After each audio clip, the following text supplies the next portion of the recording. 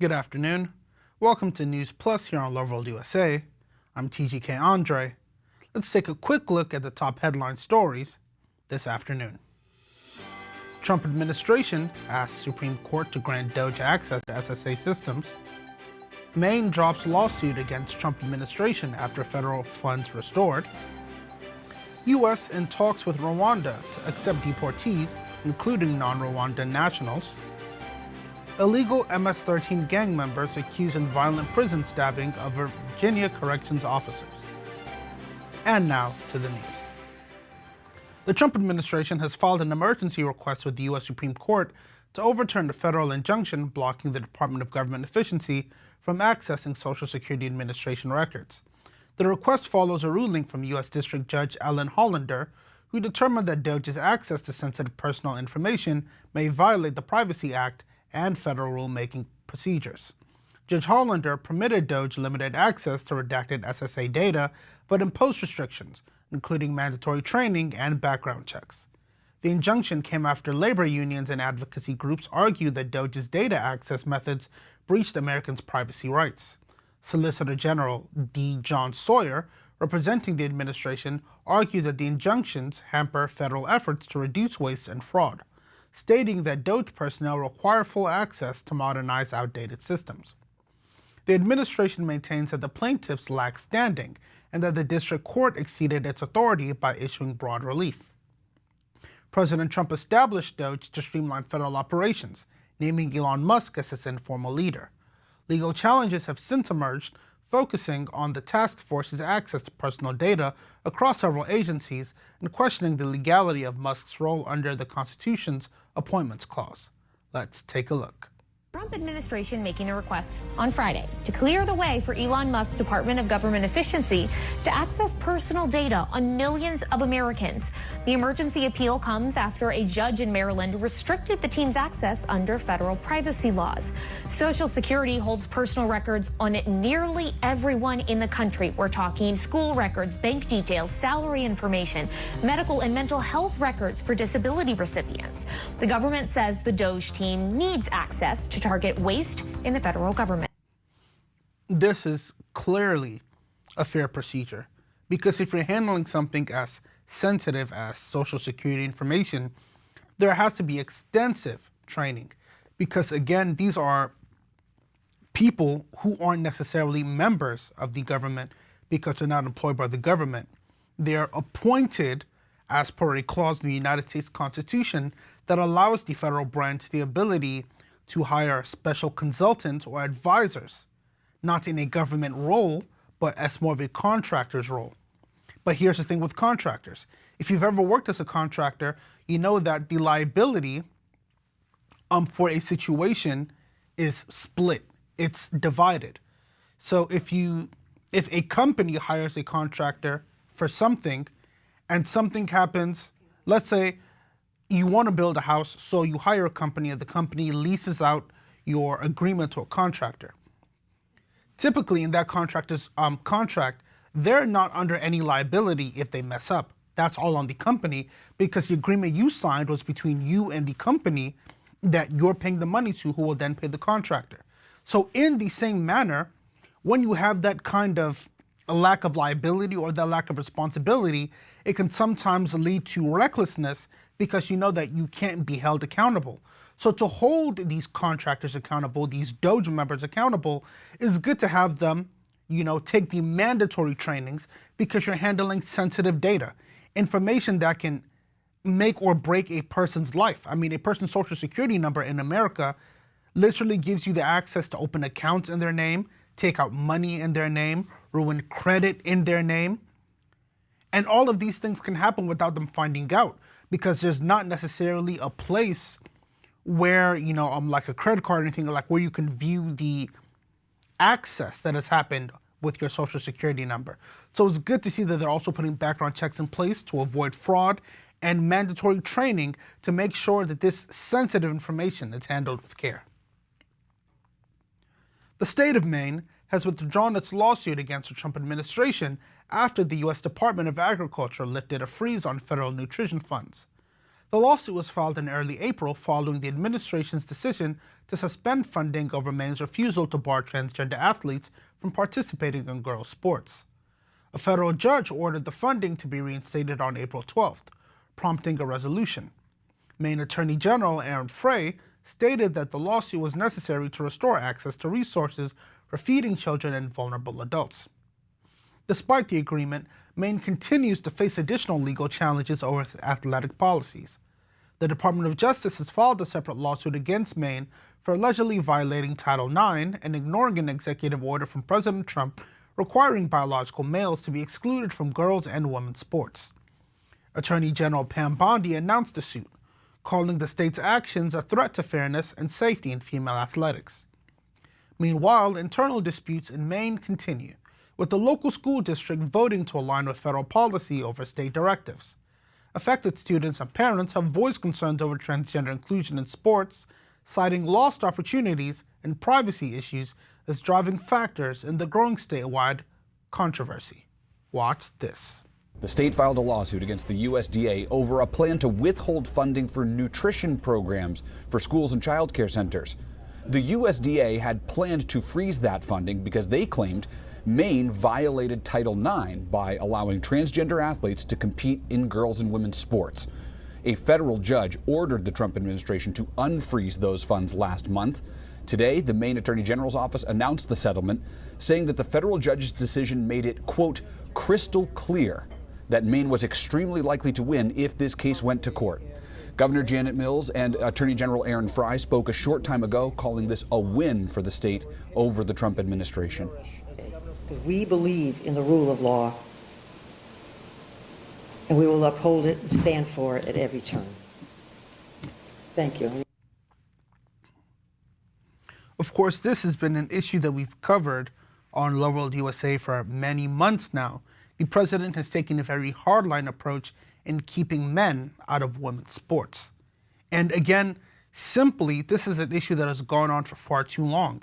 I mean, we've had incidents where students, female students, young girls have been forced, not asked, not kindly nudged, forced into sharing or changing in bathrooms with men who believe they are women, or boys who believe they are girls, because it's part of their inclusive policy. So it's good to see that the Trump administration is taking such a hardline stance, because clearly this administration seeks to restore balance, to restore common sense in places where common sense isn't common. Put very simply, men and women are biologically different. There's different advantages to this. So having a man compete in a woman's sport, knowing that men, produce testosterone at a higher rate, men have more naturally athletic bodies due to hundreds to thousands of years of evolution, of men being the hunters in the hunter-gatherer society, meaning that their bodies naturally evolved to handle more athletic tasks. It's unfair. It's not right. And it seems like a ploy, for men who've underachieved, because when you look at all the athletes who've transitioned, it's not like they were high-ranking athletes in their own sports.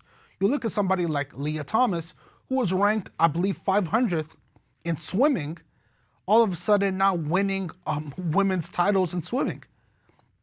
So now it's almost like, you can't succeed in your own lane. You have to go and get into somebody else's lane as well, which now discourages women, because those people who should be taking first place, second place, or even third place now, the third place winner can't even get on the podium because there's a man up there competing in the women's sports to make themselves feel better, because they've been lied to by the society that if something's not going their way, they can change who they are. But you are who you are.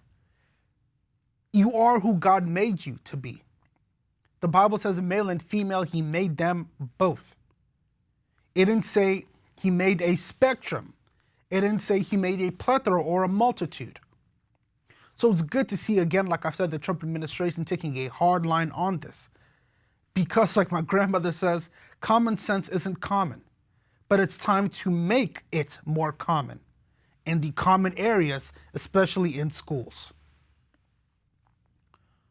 The Trump administration is negotiating with Rwanda to accept deportees from the United States, including individuals who are not Rwandan nationals. A Rwandan official confirmed the talks, stating that discussions are ongoing regarding terms, including possible financial compensation. The potential agreement follows earlier deportations, including one involving an Iraqi national recently transferred to Rwanda. Rwandan officials noted their past experience with such arrangements, referencing a previous deal with the United Kingdom that drew international attention before being canceled by the current British government. Secretary of State Marco Rubio confirmed the effort during a recent cabinet meeting, stating that the administration is seeking additional countries willing to receive deported individuals. He emphasized that such agreements are part of a broader effort to manage illegal migration and enforce U.S. immigration laws. The development comes as the United States continues diplomatic efforts in Central Africa, including attempts to ease tensions between Rwanda and the Democratic Republic of Congo. Rubio also noted that Special Envoy Massaud Boulos, Senior Advisor for Africa, has been active in the region, working on economic and security initiatives. Let's take a look. Details like financial compensation and logistics would be discussed within the next 2 weeks. The deal calls for Rwanda to hold African migrants and other non-Rwandan nationals. A British plan to send refugees to Rwanda in 2024 was scrapped after it caused a political outcry, but not before the UK government spent $900 million on the idea. It seems like the Trump administration is developing a pattern. Earlier, a few weeks ago, we did report how the Trump administration, of course, was sending nationals to El Salvador, to CICOT, which is the El Salvadorian prison facility, that was developed by the president, Nayib Bukele, to reform the criminals. So, of course, there was some controversy there because there was a Venezuelan national sent to El Salvador. And now, it seems like President Trump is trying to expand that across other continents. Of course, in the previous story, there was chatter that he was considering sending American nationals to CICOT, the El Salvadorian prison as well. But with this one, it seems like he wants to send more than likely African illegal migrants or migrants who belong on a different part of the hemisphere to Rwanda, where they could go and sort themselves from there. And it does beg the question, for those who entered the country illegally, who migrated illegally, committed crimes that they, of course, nobody's supposed to commit a crime, but for those who committed crimes in this country, do they deserve the benefit and the taxpayer funding, after already probably living off the taxpayer funds while they were in the country, of now being given a ticket directly back to where they came from?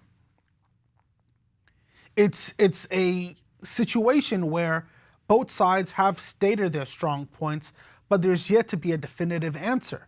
Because in sending them to Rwanda, you know that you can send them somewhere safe, where the same way they negotiated and worked their way to enter the country, they can also negotiate their way back home. Because if they didn't come from the continent, it's not as if, they came in a caravan like how the Venezuelans and the Colombians, the different South American countries did it. It's not like they walked or they took a caravan hundreds of miles to enter America. They either flew or they came on boats. Now, at least in this way, they're safely being returned back to a place closer to their country of origin. But of course, this is still just ideas that are in the works. It's yet to see whether this will be officially implemented. 3 Virginia corrections officers were hospitalized Friday morning following a violent attack at Wallens Ridge State Prison involving 6 inmates, 5 of whom are confirmed MS-13 gang members in the country illegally. The assault occurred at approximately 9:45 a.m. and is being investigated as a coordinated gang operation inside the maximum security facility.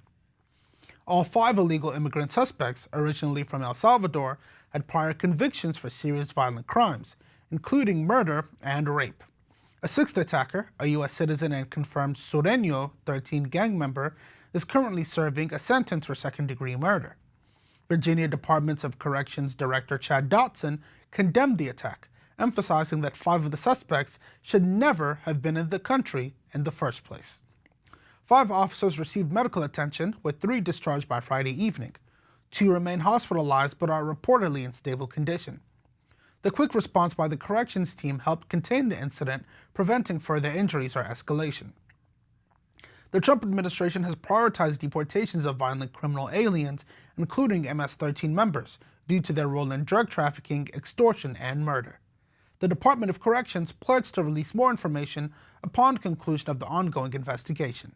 Watch this. And each of the MS-13 gang members have been convicted of violent crimes. 5 officers reportedly taken to the hospital. 3 of them have been discharged. 2 have been admitted and we are told are in stable condition. The State Department of Corrections says the attack is under investigation. And again, hearing these kind of stories, it begs the question, why have there been so many detractors from the president's deportation policies? You see events like this happening from people who aren't supposed to be in the country. Okay, they made it inside the country, and still, despite all of that, you're inside a place that you're not supposed to be in. It's like sneaking into the board meeting of Apple.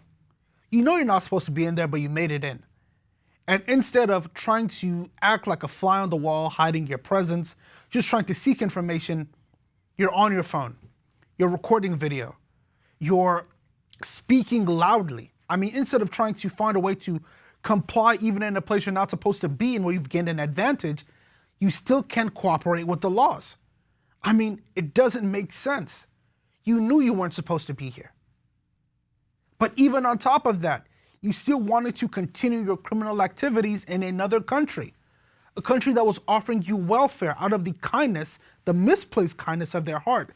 Meanwhile, veterans sleep on the streets. Meanwhile, there are homeless American nationals. Meanwhile, children are starving. But you can take care of the immigrants who then turn around and take that kindness for weakness. And then when they've been institutionalized, they've been placed inside of a prison facility, they're still wreaking havoc. And yet you have people who will come on their platforms day after day after day and say that what the president is doing is wrong. You have 5 people who have every right to be here, entering the hospital because of people who weren't supposed to be here. But you have judges, liberal activist judges like James Boasberg, who's telling the administration to turn the flights around, instead of allowing us to send these criminals. Again, I'm not speaking about regular migrants, people who may have crossed the border illegally. I'm speaking directly about the criminals, convicted criminals. Kilmar Brego, who has a domestic abuse charge on his record. The ones that were on the plane that the judge ordered the administration to send back. Convicted criminals with known ties to MS-13, a dangerous prison gang. Why is there mercy for them? They committed crimes in their own country, joined a gang, came to America, committed those crimes, and continue to perpetuate their gang culture. Why are you showing them any mercy?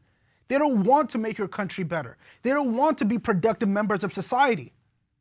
They want to abuse the kind nature that you're showing them. Why possibly would you want them here? They've been convicted of a crime. Isn't that due process enough? Our hearts go out to the security guards who had to face such a situation due to lax border laws, due to pushback from all of these activist judges, because their family shouldn't have had to have worried about them in the hospital, because they shouldn't have been hospitalized, because the attacker shouldn't have been in this country in the first place. And through this administration, hopefully, stories like this can charge the politicians, can charge the judges to see that what they're doing is wrong. We need these people gone because they contribute nothing but danger, but violence and chaos. We will take a break, and when we return, we'll take a look at some of the stories that made the headlines this week. Don't go anywhere. What a beautiful group of people. There's nowhere I'd rather be than right here in Tuscaloosa, Alabama, Titletown, USA. If you're here today and think that you're too young to do something great. Let me tell you that you're not too young. You can have great success at a very young age. I've learned that perseverance is everything, so whatever happens, no matter where you are in life, stay optimistic and just keep pushing forward. Just don't stop. Never, ever give up.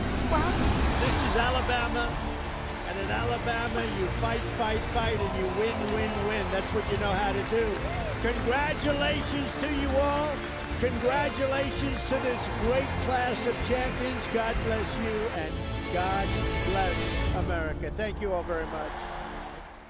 Welcome back. President Donald Trump marked his 100th day in office on Tuesday by highlighting sweeping action across several of his core campaign promises, including border enforcement, trade reform, and federal agency overhauls.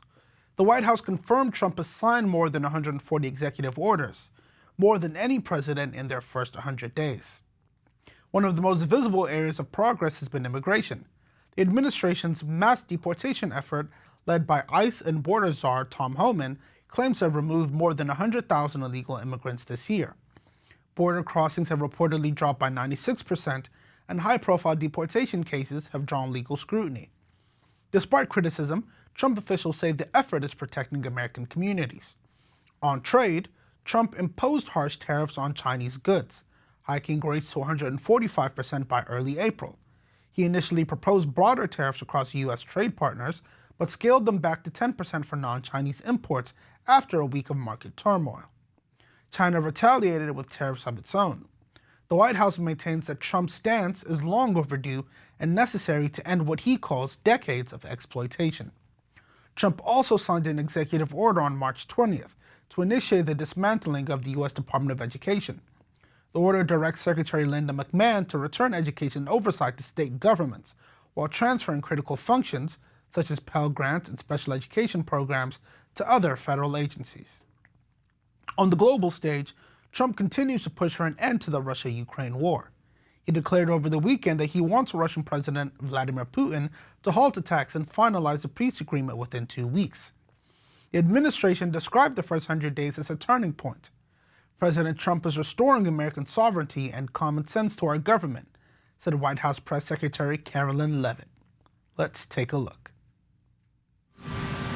Well, I think we've done everything or it's in the process of being done. For instance, the border is in great shape. 99.9% came out again today.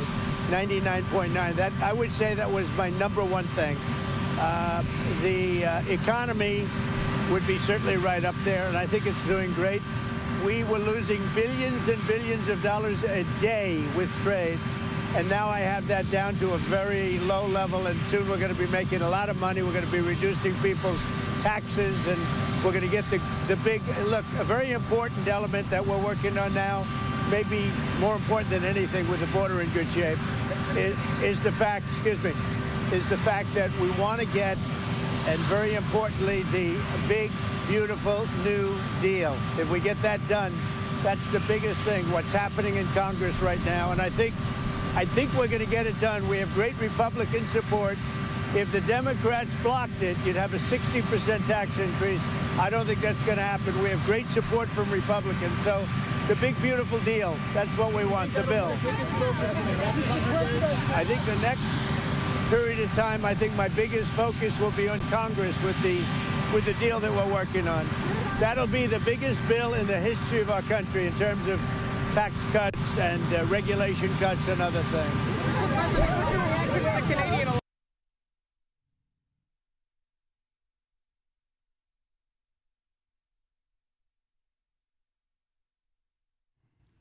You know, there's a verse in the Bible that almost comes to mind when I look at the president's 100 days, and it's where I believe the Apostle Paul says, "My pen is like that of a ready writer." And of course, you know, despite a lot of the auto pen controversies involving the Biden administration, President Trump's pen has definitely been that of a ready writer, signing over 140 executive orders in 100 days. That's about a rate of 1.4 executive orders a day. And I mean, these orders have ranged from keeping men out of women's sports to, of course, Liberation Day and the tariffs, to border security, I mean, it's like he saw what happened during the last administration and he said, I have a plan and I need to execute this plan as soon as possible. You know, I mean, with no time to waste. You know, most presidents, you know, typically you get through it in time.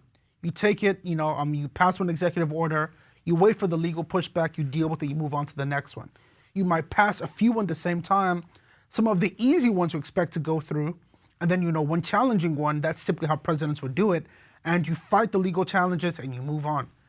The president just said, I'm bringing all of them out. Let's see how many of them that they can fight at a time. And a lot of them have been fought. A lot of them have been fought. I mean, it seems like every week here at Loveworld USA, we're reporting a new activist judge pushing back on an executive order, you know. And I know that by the next week, we'll have more to report on. Another judge blocking or, you know, granting an injunction into an executive order. But it shows what the president and this administration has in mind. America needs a big change, and it's needed now. Like we said rightly, like the administration described it, we're at a turning point. You know, right now, the future of this country is in the balance. And it's a pendulum shift away from going the wrong way, but the president is aiming to correct it as quickly as he can.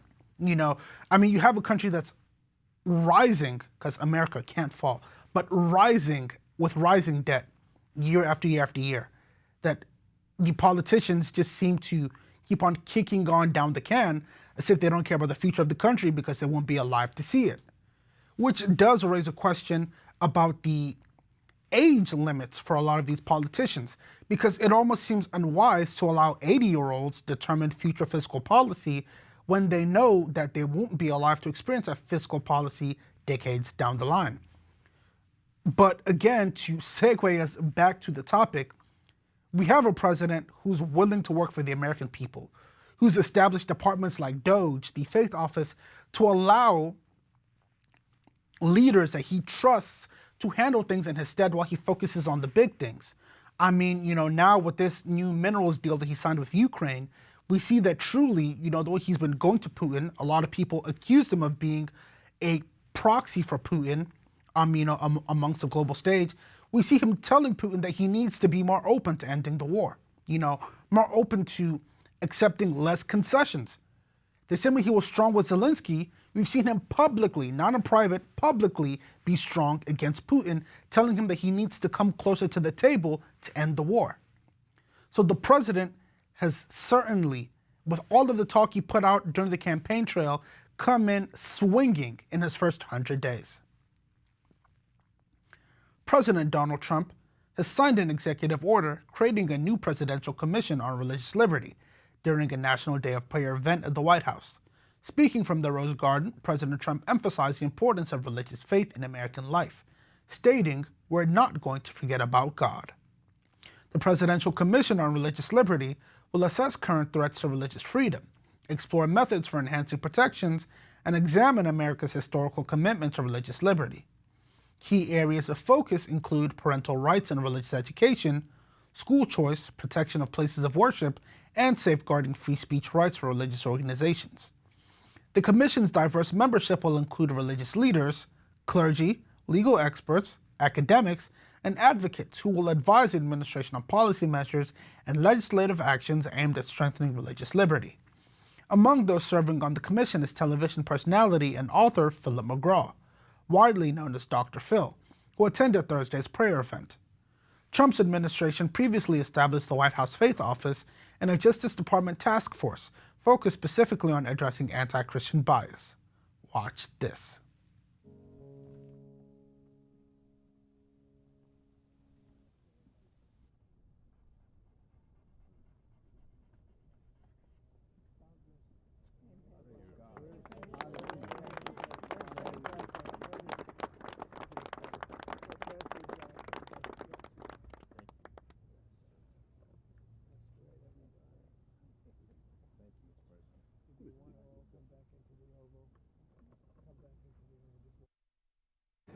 We're bringing back religion in our country, and we're bringing it back quickly and strongly.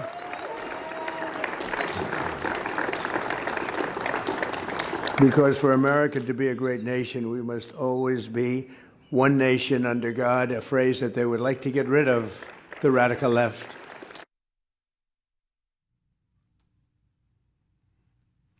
It's lovely to see that, this was a country that has seen its most prosperous days when there were proper structures in place, returning to those proper structures.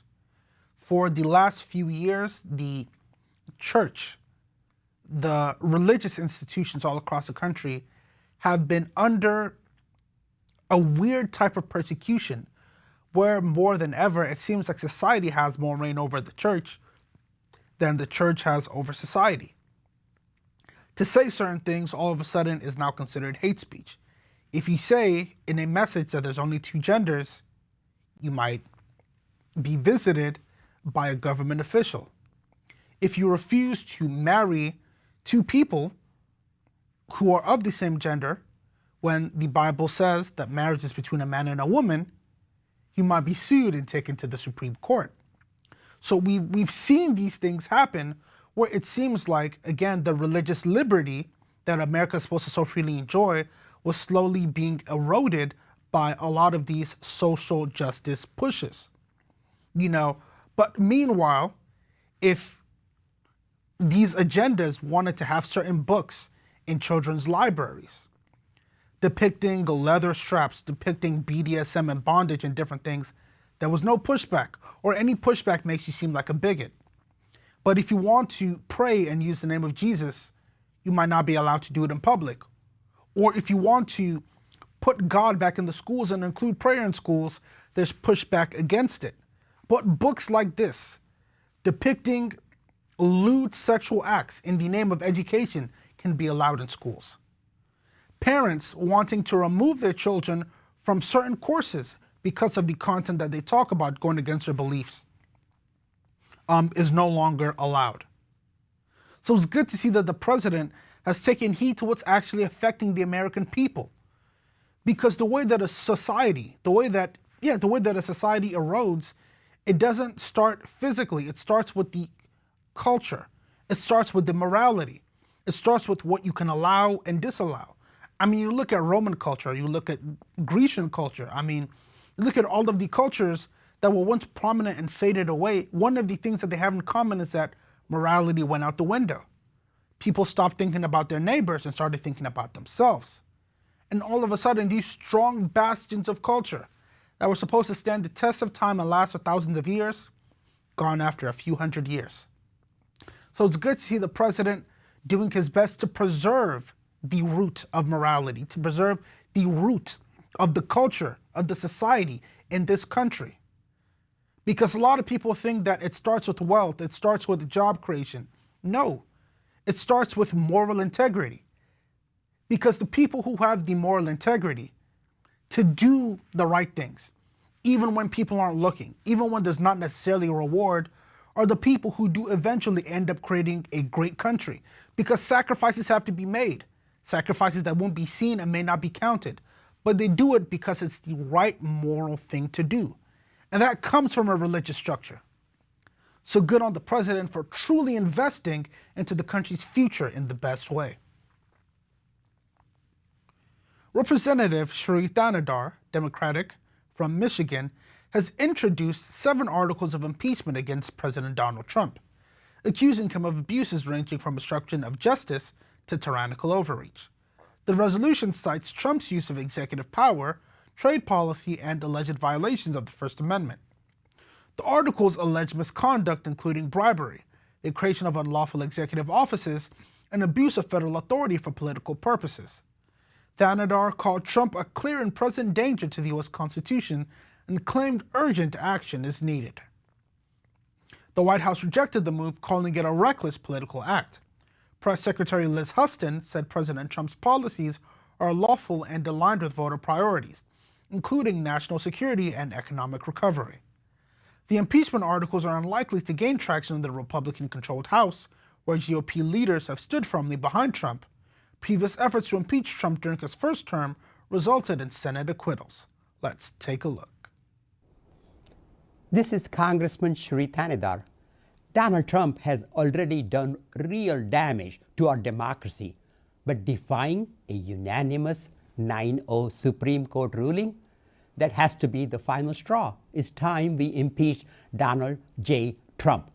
The court said the wrongfully deported Kilmer Garcia must be allowed to return and receive due process.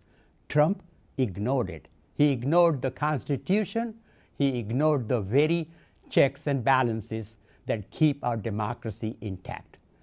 This isn't an isolated incident. It's part of a dangerous, deliberate pattern. That's why today I introduced a resolution to impeach Donald J. Trump, outlining 7 articles of impeachment. Article 1, obstruction of justice and abuse. And it's already begun. To be quite honest with you, I mean, I expected this, but I can't say I would have put anything on it happening so soon. I mean, the inauguration was what, January 20th? And we're about 3 months, maybe 3.5 months into his term, and they're already filing articles of impeachment? I mean, to be quite frank, the administration is currently going through it.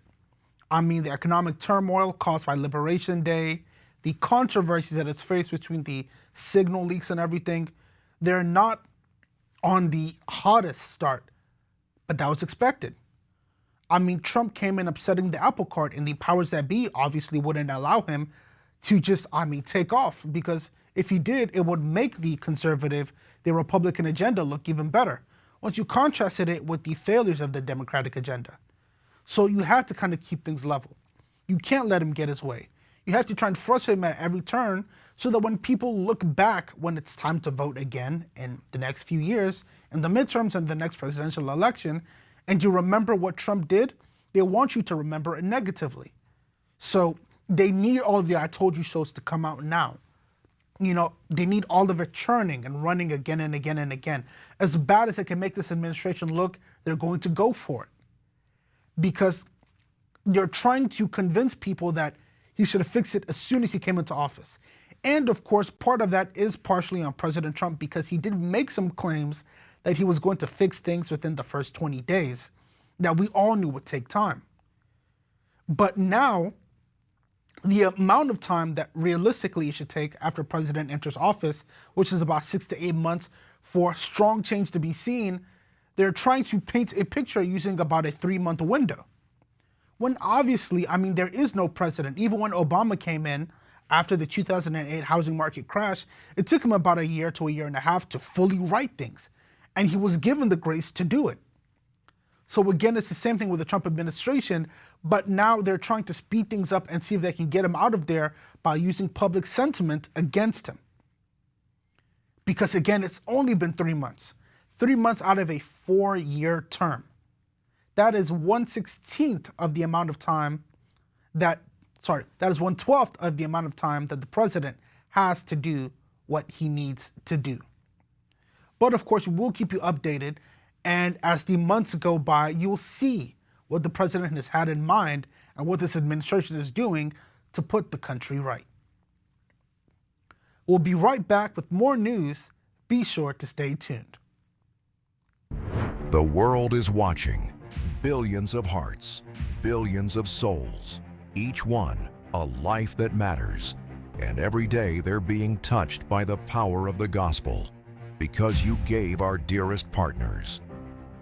Through the Loveworld networks, the message of our Lord Jesus is reaching further than ever before, into nations where churches are silenced, into homes where hope had disappeared, into hearts where light had never shone, into every man's world. This is the year of completeness. And truly, we are everywhere. You, our highly esteemed partners, have taken your place in this divine mission, the mandate to complete the full preaching of the gospel in all nations of the world. Through your giving, our language-specific stations are now heard in corners of the earth where no preacher has ever stepped. You sponsored airtime that transformed lives, sending light into the darkest corners.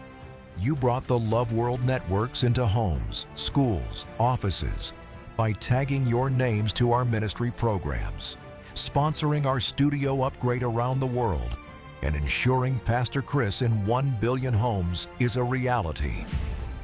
In 2025, we are taking bold steps to complete the full preaching of the gospel in our time through our Pastor Chris in 1 billion homes project. Together, we are fulfilling Matthew 24:14, and this gospel of the kingdom will be preached in the whole world as a testimony to all nations, and then the end will come.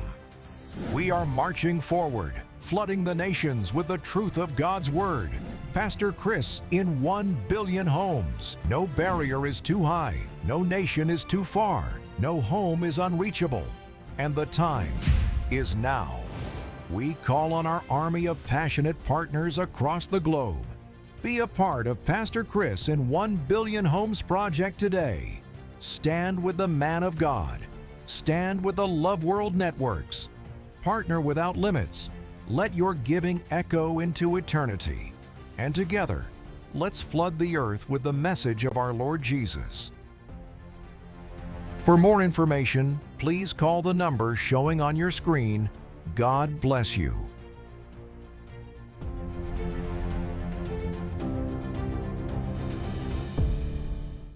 Welcome back. The Senate has narrowly defeated a Democratic resolution that aimed to overturn President Donald Trump's sweeping global tariffs, preserving his trade policy despite increasing economic concerns.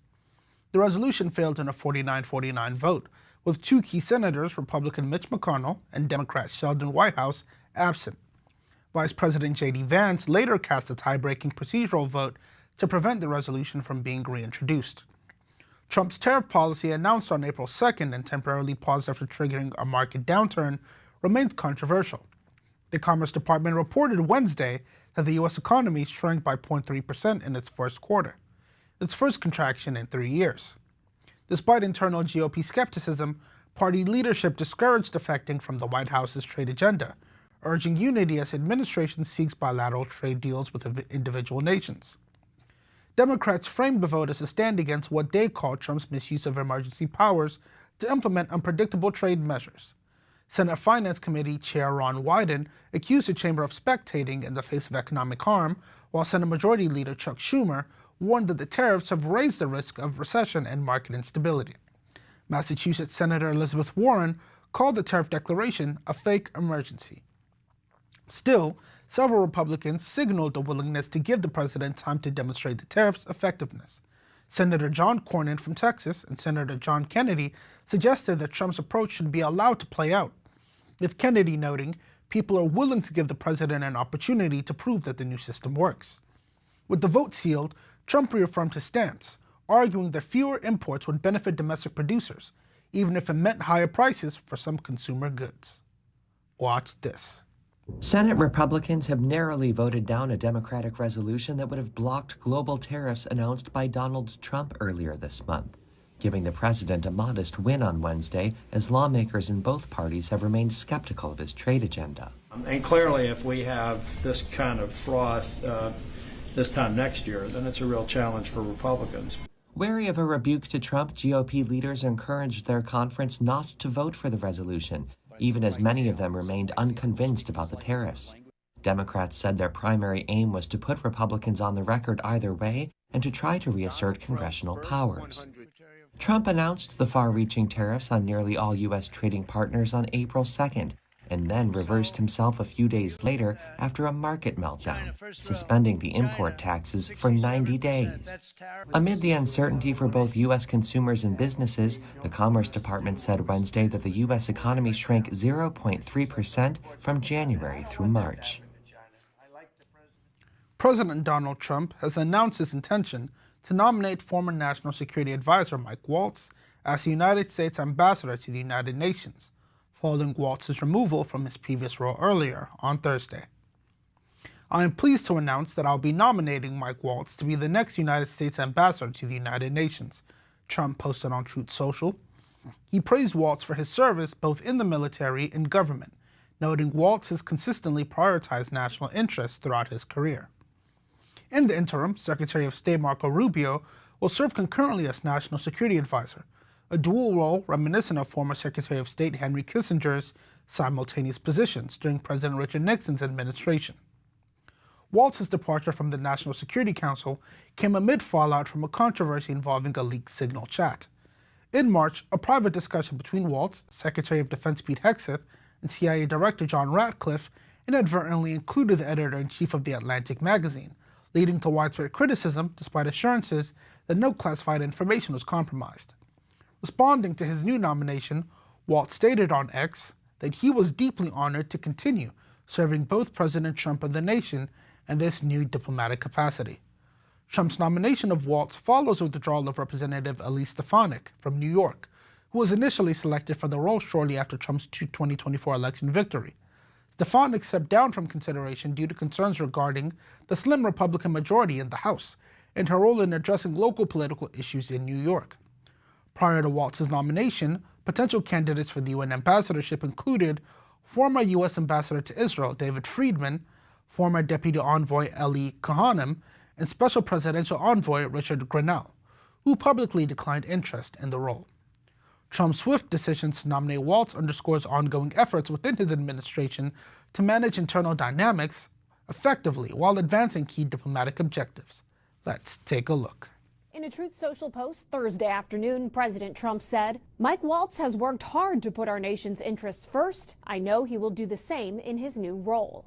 Waltz made national news in late March when the editor-in-chief of The Atlantic told the nation Waltz inadvertently added him to a Signal group chat with top officials, including the vice president, about U.S. military attacks on Houthi targets. President Trump publicly stood by Waltz, but behind the scenes, his standing in Trump's inner circle never recovered. If Waltz was on the outs, it didn't show. It's an honor to serve you in this administration, and I think the world is far better, far safer for it. Waltz was in the president's cabinet meeting Wednesday and even made an appearance on Fox News Thursday morning, praising the president. This is leadership at its finest, led by our commander-in-chief who loves the troops and they love him. There's a saying that goes, "To err is human, but to forgive is divine." And despite the controversy and the ammunition that it gave the Democratic agenda against the Trump administration, it's notable to see how President Trump responded to that Signal chat fiasco.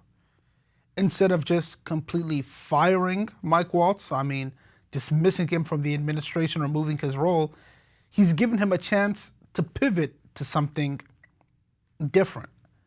Something maybe less consequential if anything were to leak again. We hope not. But still a notable role inside the administration, playing the role of a UN ambassador, as a UN delegate. So it's, for somebody whose tagline for years was, "You're fired," a la his Apprentice days, it's a nice change of pace to see the president giving somebody a second chance, which he doesn't do too often. And now, let's take a look at the weather update.